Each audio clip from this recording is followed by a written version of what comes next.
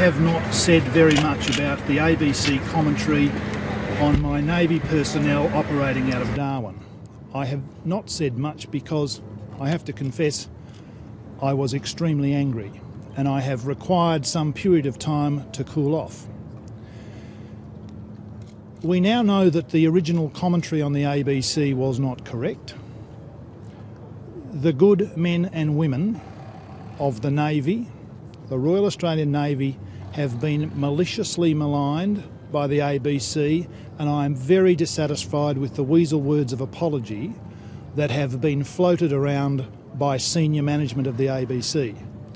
Now let me just put this in context. For the last 4 years, Customs and Navy have actually saved thousands of lives on the water between Australia and Indonesia, between Christmas Island and Java.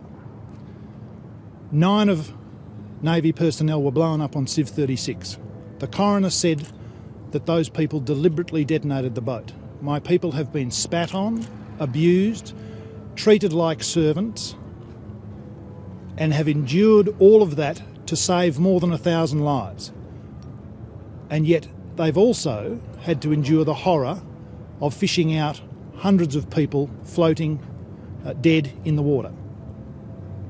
I am absolutely sick to the stomach that this Australian iconic news agency would attack the Navy in the way that it has. The Minister for Immigration, who has done a magnificent job, has said everything and more that can be said about the appalling commentary that the ABC has mounted against the Royal Australian Navy. Let's get the record straight. They are heroes. They have done a courageous, laden with integrity, difficult task thrust upon them by probably one of the greatest policy failures Australia's ever seen. I want to stand here and say thank you to them. They have done a magnificent job. Minister, a detailed account was published today in Fairfax Media along with 21 questions put to your department. Why weren't any of them answered by your department? And why did you let Scott Morrison handle your portfolio? Sure. Let's get this straight. Border protection, with over 50,000 people on 800 boats coming in 4 years, is a civil public policy issue. It is not a military exercise. We need military skills, we need military logistics and capability, but it is a civil public policy problem. Immigration and border protection need to be kept in the context of a civil public policy output. Why not look into it? Why not at least put the doubts to bed and investigate these allegations? Because the ABC has a responsibility.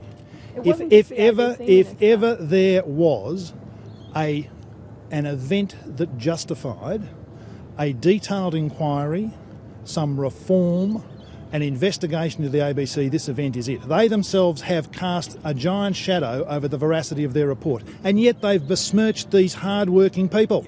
Fairfax has added to it today. There's a detailed eyewitness account, alleged allegations stating that some misbehaviour happened.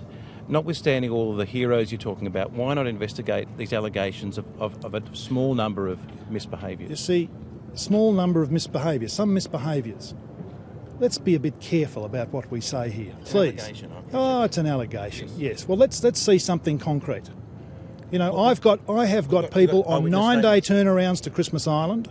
I've got post-traumatic stress to deal with. I've got people who have, at the behest of the government, manned these boats in sea states 4 and 5, thousands of nautical miles from home, and I've got unsubstantiated allegations. Let's get a bit real here and give somebody a bit of natural justice, please. Why not knock it on the head? Why not knock these allegations on the head? Well, let's see the allegations first. Let's have more than just rumour, innuendo and hearsay, please. Minister, there's an eyewitness Well, I'll show them to you. What inquiries has your department undertaken to give the government such confidence that nothing untoward has happened? Because I have discussed this matter with senior command.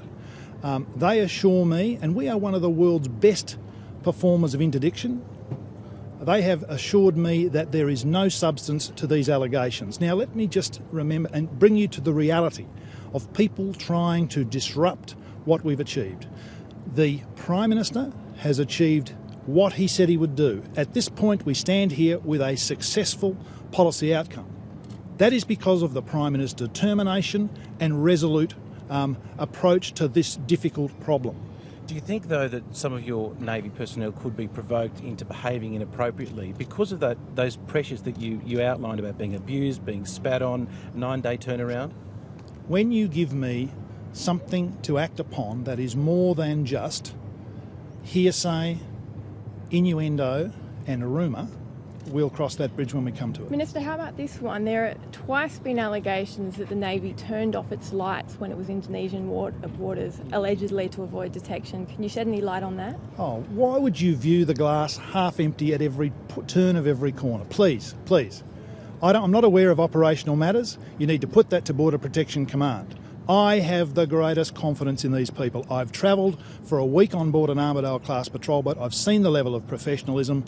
I'm backing them at every turn of every corner. So you're not aware of operations involving your own personnel as a Minister of Defence? It's on-water matters in this area, as I've tried to explain to you, are a civil public policy outcome. Okay, so to clarify, an investigation into these allegations has happened and they've been dismissed. Is that correct? You will need to put those matters to Border Protection Command and the responsible minister. But you said you've spoken to senior people in the Navy and I they've have dismissed been it. assured that there is no substance to these allegations.